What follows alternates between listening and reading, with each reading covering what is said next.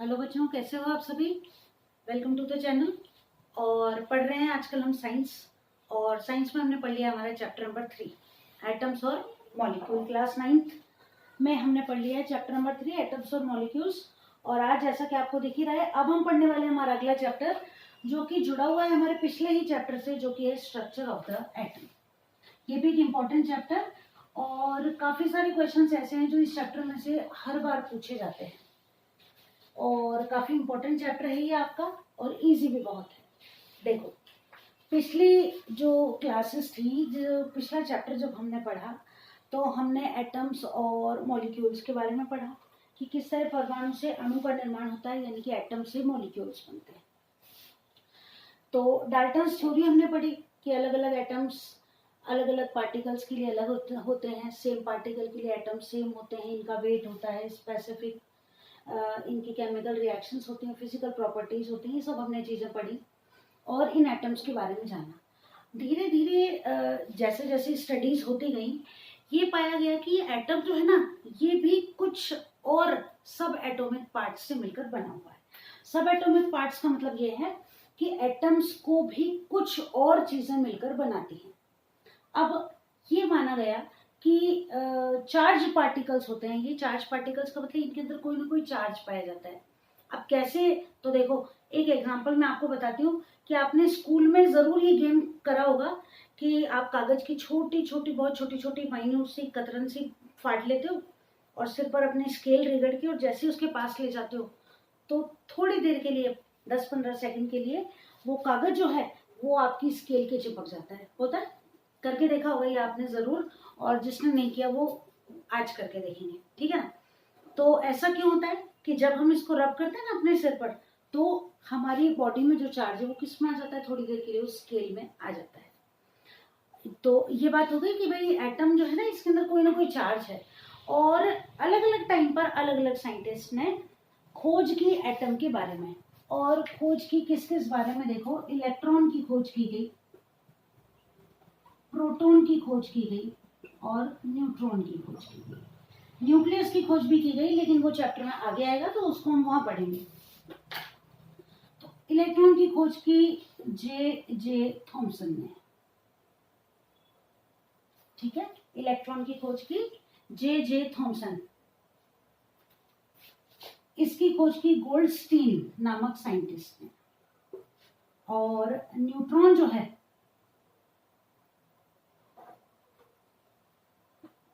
James Chadwick.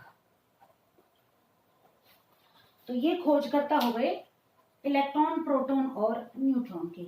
Electron, proton और neutron, इन पर charge की अगर हम बात करें, देखो, तो इलेक्ट्रॉन जो होते हैं ये नेगेटिवली चार्ज होते हैं, नेगेटिवली चार्ज, ठीक है, यानी कि इन पर कैसा चार्ज होता है, ऋणात्मक आवेश पाया जाता है। Proton, proton as the name suggest, proton जो होते हैं ये पॉजिटिवली चार्ज होते हैं, यानी कि इन पर धनात्मक आवेश पाया जाता है। और न्यूट्रॉन्स जो होते हैं ये न्यूट्रल होते हैं, यानी कि इन पर किसी तरह का कोई चार्ज नहीं पाया जाता, उदासीन या न्यूट्रल होते हैं। क्लियर है स्टूडेंट्स। तो ये आपका पहला क्वेश्चन तैयार हो गया। और ये मान के चलो इन तीन में से एक तो आपसे पूछा जाएगा, एग्जाम में आएगा ही आएगा, ठीक है। अब देखो, ये जो है गोल्डस्टीन जो है, इन्होंने डिस्कवरी की धनात्मक आवेश की, और ये जो पॉजिटिवली चार्ज रेस थी, इनको इन्होंने नाम दिया कैनाल रेस। ये भी आपको याद करना है। मान लीजिए क्वेश्चन में वाटर कैनाल रेस, तो आपको याद होना चाहिए कि positively charged rays are known as canal rays, which were described first of all by Goldstein, ठीक है। अब ये तो बात हो गई इन तीनों की सब एटॉमिक पार्टिकल्स। क्या है ये सब एटॉमिक पार्टिकल्स। अब अपन ने थ्योरीज पढ़ ली, डाल्टन की थ्योरी पढ़ ली, और जे.एल. प्राउस्ट का नियम हमने पढ़ लिया, लेवेशियर का नियम हमने पढ़ लिया। और अब हमने ये जाना कि जो एटम है वो भी और पार्टिकल से मिलकर बना है। अब इनके बारे में भी मैं आपको एक चीज बताऊं कि जो एटम होता है ना, इसके अंदर एक न्यूक्लियस होता है, जैसे हमारी सेल में न्यूक्लियस नहीं होता है, सेम वैसे। तो वैसे तो हम आगे पढ़ते जाएंगे, लेकिन अभी बात चल रही है तो देखो कि ये अगर हमारा एटम है तो यहाँ इसका ये न्यूक्लियस होता है, यानी कि जहाँ जो भी इंपॉर्टेंट इंफॉर्मेशन है, चार्ज है, वो यहीं पर पाया जाता है। ठीक है, इलेक्ट्रॉन जो होते हैं ये इसके चारों तरफ चक्कर लगाते हैं, इनका ऑर्बिट होता है, अपन पढ़ेंगे आगे। ठीक है, प्रोटॉन और न्यूट्रॉन इसके अंदर रहते हैं, प्रोटॉन प्लस न्यूट्रॉन, ये किसके अंदर रहते हैं? न्यूक्लियस के अंदर रहते हैं। और इन प्रोटॉन और न्यूट्रॉन को कहा जाता है न्यूक्लियॉन। न्यूक्लियॉन यानी कि क्या है? Proton plus neutron. ठीक है, आगे चैप्टर में हम और डिस्क्राइब कर करके इनको पढ़ते जाएंगे। चलिए, तो अब स्ट्रक्चर ऑफ एटम को समझने के लिए हुआ क्या कि अलग अलग समय पर अलग अलग साइंटिस्ट जैसे जैसे मॉडिफाई होता गया, समय के साथ साथ और नई नई खोज होती गई और नए नए इक्विपमेंट्स बनते गए, और अलग अलग साइंटिस्ट ने एटम्स के स्ट्रक्चर को और अच्छे से और विस्तृत रूप से समझाया। भाई जब तक हमें किसी चीज के बारे में पता नहीं है तब तक वो हमारे लिए एक पहेली की तरह है। तो एटम के बारे में सबसे पहले बताया जे थॉमसन ने, इन्होंने कुछ चीजें बताई, फिर रदरफोर्ड ने कुछ और बताया, फिर नील्स बोर का मॉडल आया, उन्होंने कुछ और बताया, और हर बार एक नई चीज निकल कर आई, और उन छोटी छोटी खोजों से ही आज हम एटम की इतनी विस्तृत स्टडी कर पाते हैं। तो ये हम बात करें, अब जो हम प्रयोग देखेंगे कि किस तरह एटम के स्ट्रक्चर को बताया गया, ये उस समय की बात है जबकि बहुत ज्यादा एडवांस टेक्निक्स नहीं हुआ करती थी, नई नई साइंटिफिक रिसर्चेस होनी शुरू ही हुई थी। तो सबसे पहला जो मॉडल हम पढ़ते हैं वो हम पढ़ते हैं थॉमसन मॉडल। ठीक है, इसका एक नाम और आपको याद करना पड़ेगा, प्लम पुडिंग मॉडल। इसको कहा जाता है प्लम पुडिंग मॉडल। अब क्या है ये प्लम पुडिंग, इसको अपन समझते हैं पहले तो इससे जुड़ी कहानी जो है वो पढ़ लेते हैं एक बार। ठीक है, तो प्लम पुडिंग मॉडल जो मिस्टर जे थॉमसन थे उन्होंने ये बताया, देखिए उन्होंने ये इलेक्ट्रॉन का स्ट्रक्चर बताया कि मान लीजिए सर्कुलर इलेक्ट्रॉन है ना,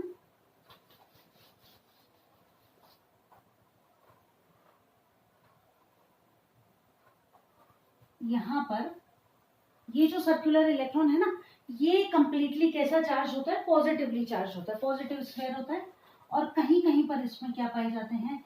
नेगेटिव चार्जेस कहीं कहीं पर पाए जाते हैं, इस तरीके से। ठीक है, तो ये तो हो गया आपका नेगेटिव चार्ज।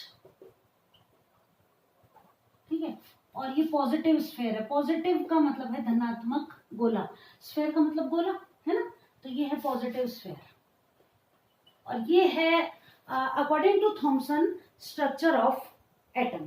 ठीक है, तो ये हो गया आपका Thomson model of an atom. अब देखो है क्या ये, इसको समझे अब हम इस नाम से, प्लम पुडिंग मॉडल के नाम से। प्लम पुडिंग मॉडल है क्या, देखो कि वहां पर क्या होता है, जहां मिस्टर थॉमसन रहते थे तो वहां पर जब लोगों की शादियां होती थी ना, तो केक, वहां केक बनता है, तो एक केक बनता था जिसको प्लम पुडिंग कहा जाता था। इसमें क्या होता था कि केक में जो ब्रेड होती है ना, तो पुडिंग तो हो गई वो केक, और प्लम फ्रूट्स होते थे, कहीं कहीं पर उस केक के अंदर आपको फ्रूट के पीसेस मिला करते थे। तो देखो यहाँ पर ये तो हो गई हमारी पुडिंग जो कि पॉजिटिव स्फीयर है, और कहीं कहीं पर ये प्लम नामक फ्रूट्स लगे हुए हैं, और इसलिए इन्होंने उस केक के आधार पर एटम का जो स्ट्रक्चर है उसे नाम दे दिया प्लम पुडिंग मॉडल। ठीक है, तो ये तो बात हो गई मिस्टर थॉमसन के प्लम पुडिंग मॉडल की। हम अगर हमारी भाषा में बात करें तो हम इसको कंपेयर कर सकते हैं तरबूज के साथ। तरबूज का जो रेड एडिबल पार्ट है, यानी कि जो खाने योग्य हिस्सा है, कैसा रेड कलर का, वो तो हो गया पॉजिटिव चार्ज, और जहां जगह जगह पर उसमें जो बीज लगे हुए हैं वो हो गया नेगेटिव चार्ज। तो इस तरह हम थॉमसन के मॉडल को समझा सकते हैं।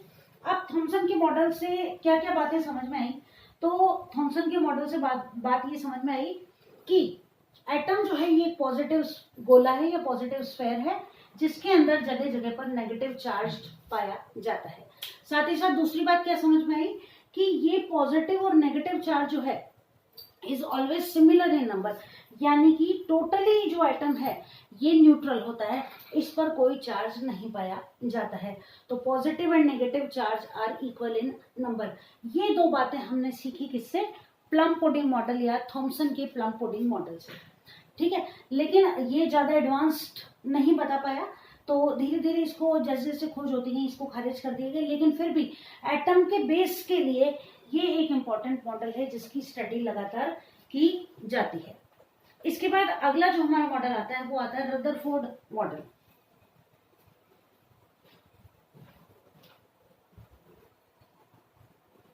चलिए, तो सेकंड वन है हमारा रदरफोर्ड मॉडल। इस मॉडल के बारे में मैं आपको एक चीज ये बताऊं कि आपके एग्जाम के पॉइंट ऑफ व्यू से ये जो मॉडल है आपका Rutherford model, second one is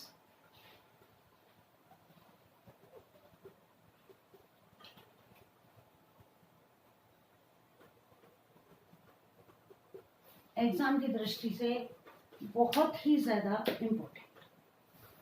ठीक है, अब रदरफोर्ड ने क्या किया, जो रदरफोर्ड है इन्होंने एटम के स्ट्रक्चर को जानने के लिए क्या किया, गोल्ड फॉइल एक्सपेरिमेंट। इसको क्या कहा जाता है, गोल्ड फॉइल एक्सपेरिमेंट, स्वर्ण पत्र प्रयोग ऐसे कहा जाता है इसको।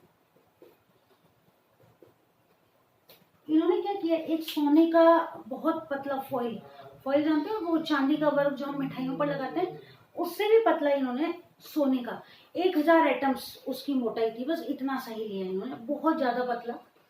उस गोल्ड फॉइल के ऊपर इन्होंने अल्फा पार्टिकल्स की बम्बार्डिंग कराई, यानी कि उस गोल्ड फॉइल के ऊपर इन्होंने क्या गिराया, अल्फा पार्टिकल्स को गिराया। ठीक है, अब देखिए, और चारों तरफ क्या कर दिया कि मान लीजिए ये गोल्ड फॉइल है और इसके ऊपर इन्होंने अल्फा पार्टिकल्स को गिराया, और इसके चारों तरफ इन्होंने क्या किया, ये एक पट्टी लगा दी। अब ये क्यों लगाई, देखिए ये जो पट्टी थी इस पर जिंक सल्फाइड का लेप किया हुआ था। ठीक है, जिंक सल्फाइड का लेप किया हुआ था, तो ये इसलिए था कि अंधेरे कमरे में जब ये प्रयोग किया गया तो जब भी इस जिंक सल्फाइड की पट्टी से ये अल्फा पार्टिकल्स टकराते थे तो ग्रीन कलर की, हरे रंग की प्रतिदीप्ति उत्पन्न होती थी। इस वजह से तो ये पता करने के लिए कि क्या यहाँ पर भी अल्फा पार्टिकल्स पहुंच रहे हैं, ये प्रयोग इन्होंने किया। जिंक सल्फाइड से लेप किया हुआ जो पर्दा था वो इसके चारों तरफ लगा दिया। अब इन्होंने क्या किया कि इलेक्ट्रॉन गन होती है उससे अल्फा पार्टिकल्स, ठीक है, ये 2He4 है ना, हीलियम, इनको अल्फा पार्टिकल्स कहते हैं, इनकी बम्बार्डिंग कराई। बम्बार्डिंग मतलब इस गोल्ड फॉइल के ऊपर इनको गिराई, ये गोल्ड फॉइल रखी है ना, और इसके ऊपर ये अल्फा पार्टिकल्स आ रहे हैं। चारों तरफ जिंक सल्फाइड का लेप किया हुआ एक बाउंड्री बनी हुई है, तो जो इसमें से टकरा कर जा रहे हैं और कुछ जा रहे हैं इस तरफ, तो जो इससे टकरा रहे हैं तो इनको ये पता चल रहा है कि कितने जाकर किससे टकरा रहे हैं, बाहर की तरफ जिंक सल्फाइड के लेप किए हुए पर्दे से टकरा रहे हैं। अब इन्होंने क्या पाया कि ये प्रयोग जब इन्होंने किया तो इन्होंने ये देखा कि ज्यादातर जो रेस थी ये बिल्कुल सीधी सीधी निकल जाती है। ये देखिए इस तरीके से आप बना लोगे इसको, ये मतलब एटम्स हैं, है ना, गोल्ड फॉइल की, ये आपकी गोल्ड फॉइल, ये इनका न्यूक्लियस हो गया।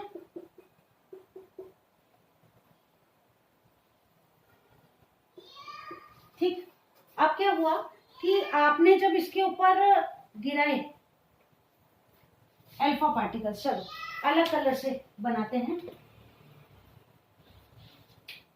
ठीक है, तो ज्यादातर जो रेस थी वो कैसी होती है, सीधी बाहर निकल जाती है। ठीक है, ज्यादातर सीधी बाहर निकल जाती है। कुछ एक जो होती हैं वो अपनी दिशा से विचलित हो जाती हैं। क्यों हो जाती हैं, देखो कि ये मान लो थोड़ी सी डिस्ट्रैक्ट हो जाती है। इसके पीछे क्या रीजन होता है, इसके पीछे रीजन ये होता है, देखो कि जो न्यूक्लियस है उसमें क्या है, प्रोटॉन और न्यूट्रॉन। प्रोटॉन पर कैसा चार्ज है, positive charge, neutron negatively charge है। अब ये अल्फा पार्टिकल्स H2He4 है ना, ये जो है अल्फा पार्टिकल्स ये भी कैसे हैं, पॉजिटिवली चार्ज। अब क्या होगा, न्यूक्लियस में भी पॉजिटिव चार्ज है और इन पर भी पॉजिटिव चार्ज है, तो आपको पता है कि same charges repel each other, इसलिए ये क्या होगा, थोड़े से क्या हो जाएंगे, डिस्ट्रैक्ट हो जाएंगे। और लगभग कितने में से, 12,000 में से एक जो रे होगी वो क्या होगी, कितने में से, 12,000 में से एक जो रे होगी ये जाकर और क्या होगा, वापस आ जाएगी। ठीक है, तो ये घटना जो थी बड़ी विचलित करने वाली थी कि सारी जो रेस थी ये कैसी थी, सीधी चली गई, और केवल एक जो रे थी वो कैसी थी। तो देखो हमने क्या क्या देखा यहाँ पर कि मोस्ट, अब ऑब्जर्वेशन देखो, यहां आप नोट कीजिए ऑब्जर्वेशन, यहां हम लिखेंगे ऑब्जर्वेशन और बाद में हम लिखेंगे रिजल्ट्स।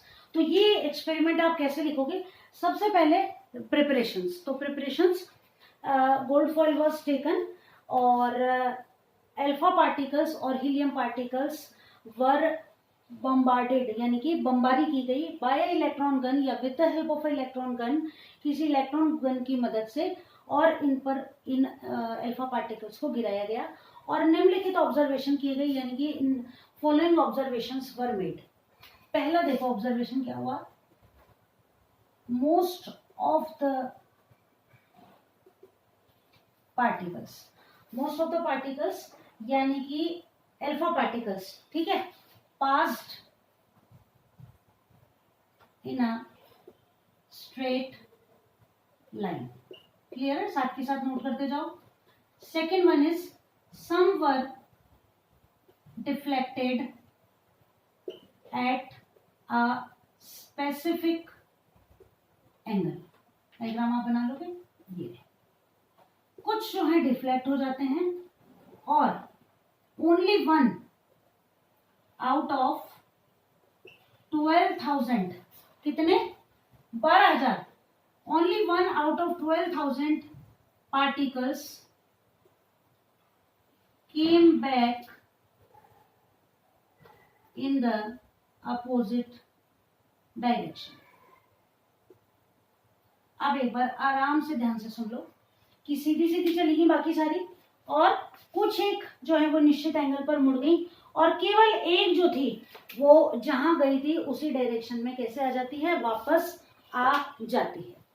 अब ये जो घटना थी इसके बारे में मिस्टर रदरफोर्ड क्या कहते हैं कि ये जो एक पार्टिकल लौटकर आया ना, तो ये घटना बिल्कुल ऐसी थी कि मेरे आगे एक कागज का पर्दा लगा हुआ है और उस पर मैं एक तोप का गोला फेंकता हूं और वो तोप का गोला वापस मेरी तरफ ही आ जाता है।